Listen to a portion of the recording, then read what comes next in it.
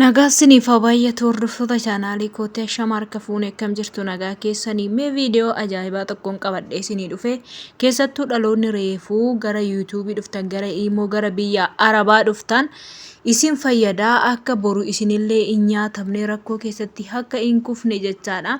Mee gara viidiyoo kanaatti darba hattoota imoo keessa jiru amantaa da'oo godhatanii warratanii dhaloota kan saaman kan boochisan irraa waa barattu jedhee yaada akka isinirra hin geenyeef jechaan viidiyoo kana isinii hojjechaa jira. Laayik sheer godhaa kottaa itti darbaa dhaggeeffadhaa. Sana booddeetti gaafa dhaloota inni waldaa keessaa dhaloota birrii didan waldaa keessaatii rimuuf godha. Dhaloonni achi keessaa ba'anii anaan adiina gaafatanii natti himanii achumaan ayyaana baaqumee irrattis dhaloota birrii gaafate jennaan dhaloonni natti himnaanan achumaan maaliif dhaloota gaafattaa jennaan na kaadee. Na amanii birrii fuudhaa jirta dhaloota irraa karaa baay'een dhagaa jennaan anoon fuune sobaa jedhe. Okey gaafsiif soba ta'ee gara koreetti sin dabarsan jedheeni. Sana booddee koree irratti engadda gaafa hojjaa duraa koree irratti walitti sababne ijoolleen inni birrii gaafate ayyaana baaqumee jedhee gaafate hundumti isaa walitti sababamanii maaf gaafatta kun ijoolleen jiru miti jennaan. Maarree yoon gaafadhee yoonaa kennanii maaltu qannaas isheen irratti kaatee yoon guddadhe maal manayyuu yoonaa bitan makiinayyuu yoonaa bitaniin ammayyuu ganaaf fuudhaan an jedhe. Ijoolluma keessatti jechuudha. Tole haa ta'u maallaqni kan inni amma sababii isin godhatee waldaa keessaa rimuuf isin godhe waldaa imoo sana keessatti geggeessituudha. Geggeessituu turte sababii maaliitiif rimuuf taate sababii isaa mee ifa godhii nama meeqas akka rimuuf godhee waldaa isaa keessa waldaa jenna gaanti waldaa imoo gaa waldaan jennu waldaa qilleensa irraati waldittiin abbaan qabdu waan ta'eef iyyuu kanaaf iyyuu mee ifa waldaa keessaa sababii nuti itti rimuuf taane gaafa hojjaa duraa ijoollee kuroota wajjin walitti qabamne sana boodatti qarshii fuudhaa turte dirqama kee hamanii jennaaniin fuune jedhee kaadee. Sana boodatti guruppii iddoo sadiitti qabna nuti guruppii sadii sana keessaa iddoo tokko diigaa kottaa asirratti jennaan iddoo jennee garee kadhataa keessaa sana boodatti achi deebi'ee garee guddaa keessaa anaan rimuufii godhe jalqaba. Gaafa anaan rimuufii godhu adabuuf malee jedhee ijoolletti gaafa dhaamu ijoolleen immoo koroonni natti aanan dhaqanii sagalee qabnaan isaanis itti dabale. Ijoolleen hundumtuu maaliif geggeessituun kun sababa dhugaa dubbatteefidha jedhanii gaafa dhaqanii gaafatan hundumaa walitti qabee rimuuf godhe. Amma nuti nama 11dha kan rimuuf taane kaan immoo walitti qabatanii ba'anii waldaa keessaati.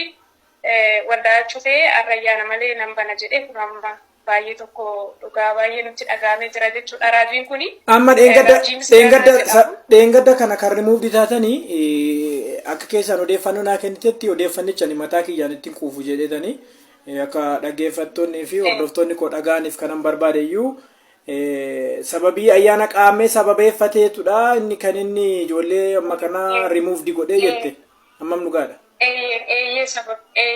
Dhugaadha keessarraanii dhaloonni waadaa galan hin jiru.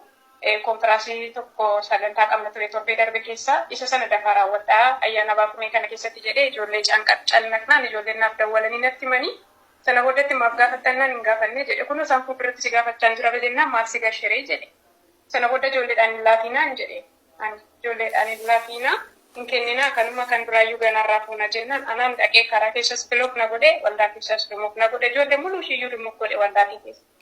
Warra misxira isaa beekan warra Atachi keessatti geggeessitu turte jechuudha. Haa ta'uyyuu malee Raajii Misgaanaa kuni waldaa biyya lafaarraan qabu jette kan inni jiraatu magaalaa Buraayyuudha. Waldaa biyya lafaarraan qabu tole. Riisiitiin amma kanaa kanatti amma karaa keessa na ergite. Riisiitii amma kana argite riisiitii amma kana maallaqni akkaawuntii isaa irratti gale kuni sababii maaliitiif gale maalittiin godhachuuf sin gaafate? Annuuni yeroo nu gaafatu ittiin waldaa dhaabaa jedha. Ittiin waldaa dhaabaa waldaa imoo kana lafarratti hin buusaa jedha. Waldaa imoo kana lafarratti hin buusaa. Sana booddeetti immoo karaa kan anaan akkasumaan jedhee dhaloota walitti qabee akka namni sabsabeessee fi birrii walitti qabuuf barbaada. Gaafa kana immoo ijoollee keessan galee kiraabanaan kaffaladha akkasan godha jedha. Kana qofa miti gwaddeenyaa isaa tokko wajjiniin Raajii Fiqiruu kan jedhamu tokko wajjiniin ba'anii tiktook irraa dhaloota shamarran walitti qabanii saamu jechuudha. Halkan tiktook hojjetu guyyaa immoo torbee keessatti yeroo lama sagantaa imoo bananii fayyadamu jechuudha. Achirraatis odeeffannoo fudhadheen jira jechuudha. Raajii Fiqiruu walitti dhufeenya qabu? Raajii Fiqiruu. Gwaddeenyoota isaan iddoo tokkodha. Iddoo tokkodha kan isaanii Raajii Fiqiruun amma imoo irraatii cufee galeera. Inni kun immoo imurraa torbeetti gidee lama galaa galgala nuun karaa himuutiin bilbilli kiyya naaf hin hojjetu nuun jedha waayifaa bilbileeti. Waayifaan kun naaf hin hojjetu jedha. Waayifaa sintu manatti galcheefi? Waayifaa sintu manatti galcheefi? Nutu galcheef waayifaa. Tilmaamaan qarshiin isin ergitan kun tilmaamaan meeqa ta'a kan dura?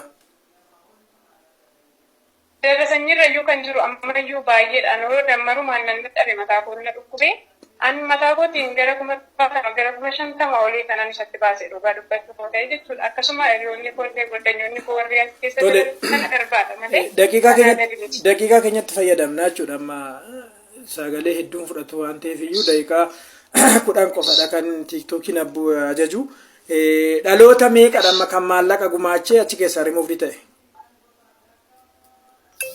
Dhaloonni kan waldaa keenya keessaa koroonni keenya geggeessitoonni keenya hundi isaaniiyyuu qarshiin isaaf yeroo 4 yeroo 3.